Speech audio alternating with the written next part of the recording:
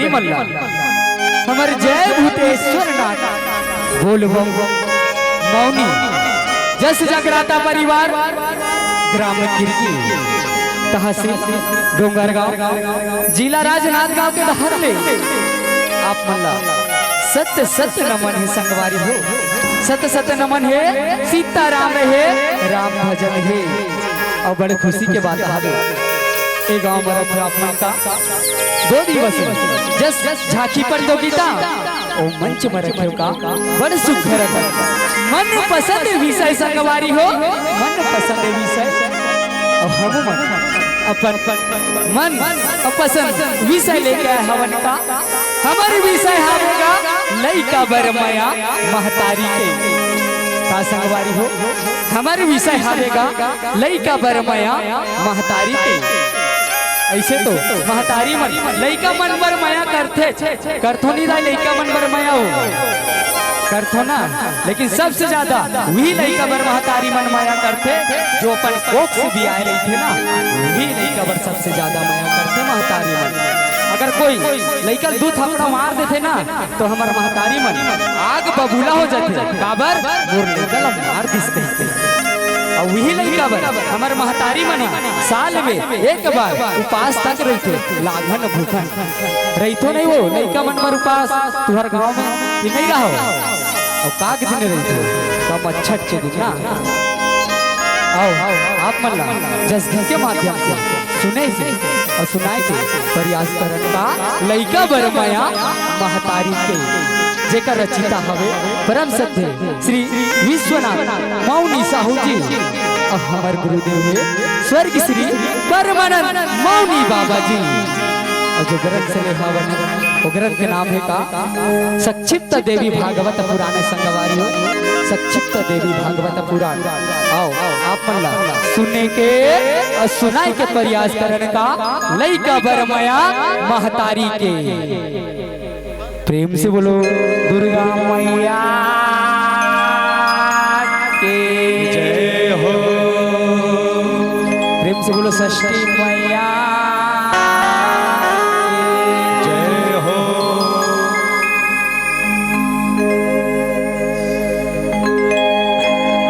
यहू लइका माया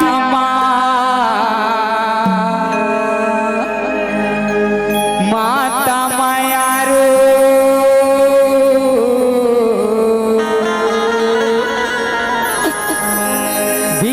बिलख के रोथेगा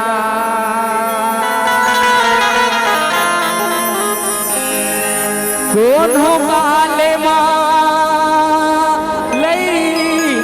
होते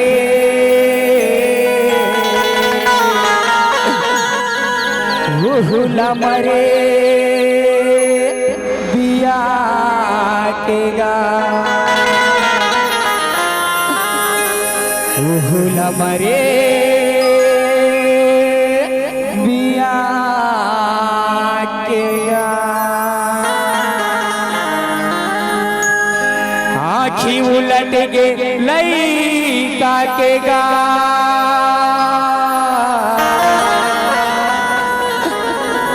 कैसन अलहन आगला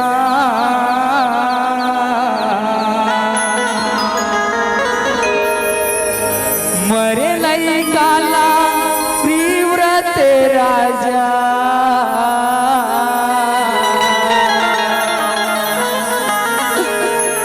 छाती मघलो लगा के गा छाती मघलो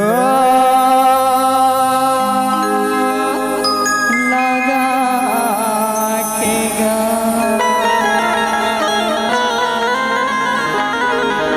प्रेम से बोलो षष्ठी मैया के जय हो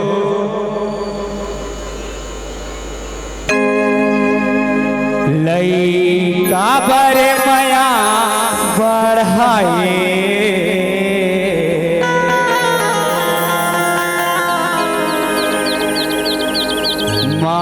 महतारी तभी कहा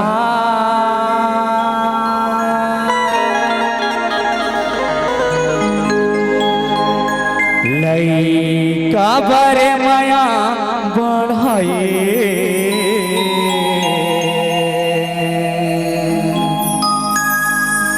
महतारी तभे कहा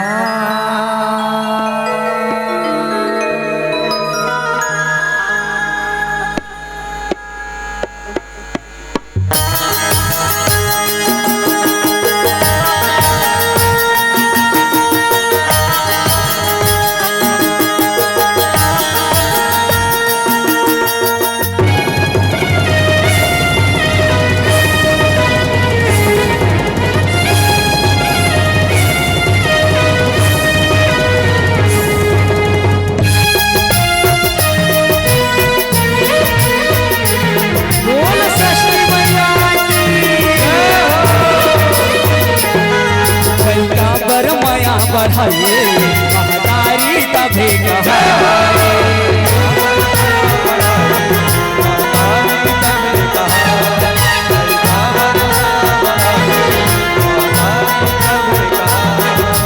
काबर माया बढ़ाइए महतारी तभे कहा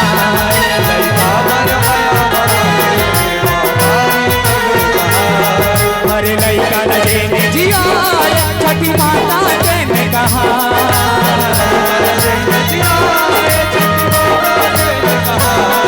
अरे लैका ने जिया छठी माता ने कहा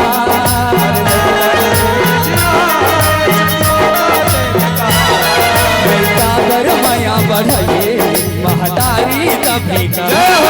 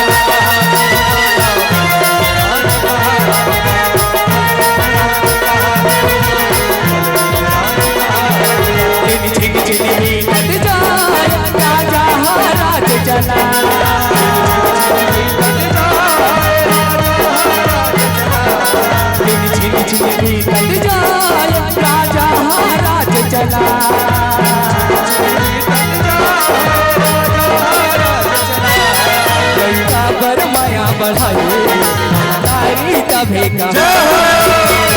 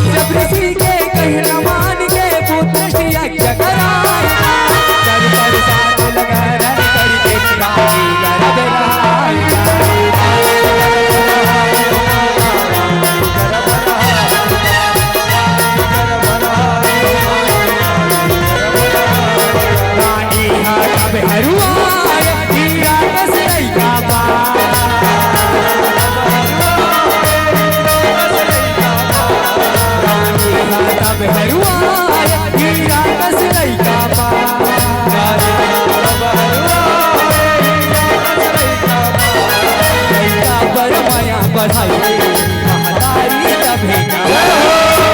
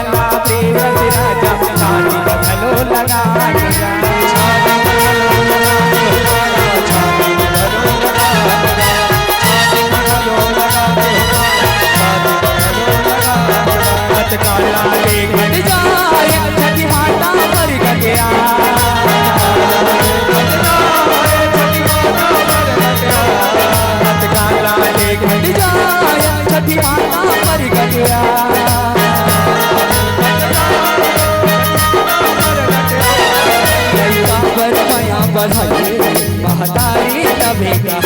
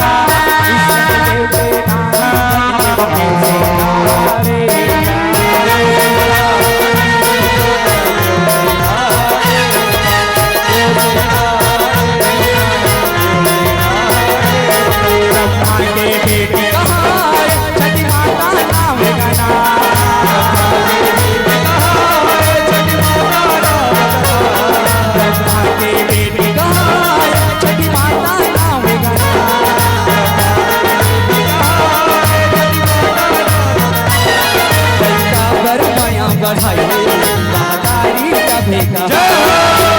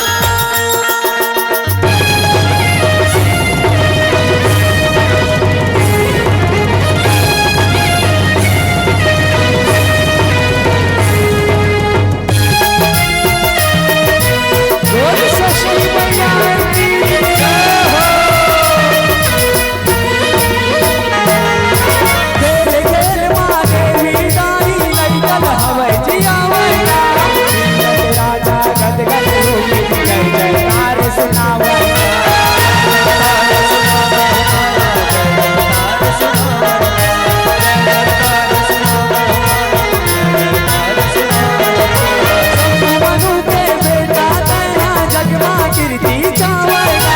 कामा छठ के बरत पासे बकाया फिर करवावगा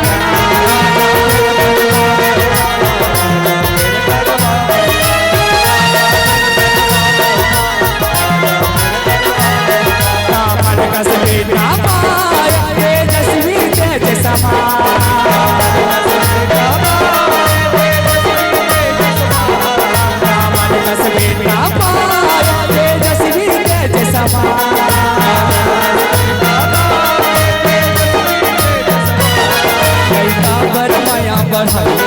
महतारी कभी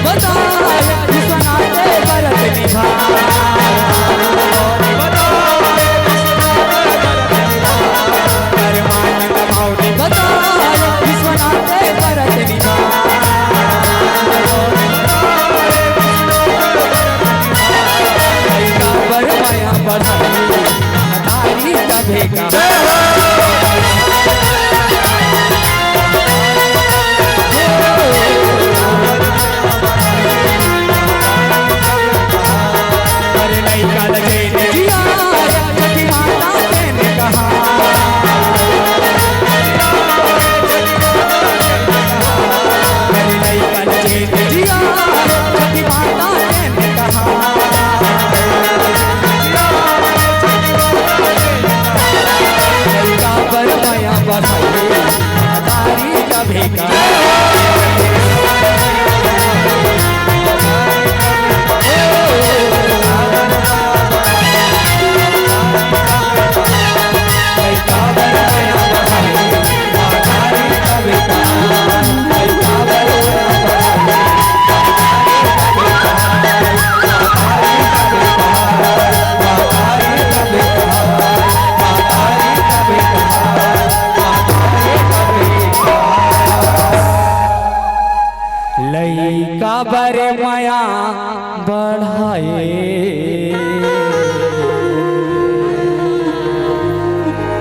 महातारी तभी कहा। प्रेम से बोलो जन्म दे भैया महातारी के जय हो। प्रेम से बोलो स्वर्गीय गुरुदेव परमानंद मौनी बाबा की जय।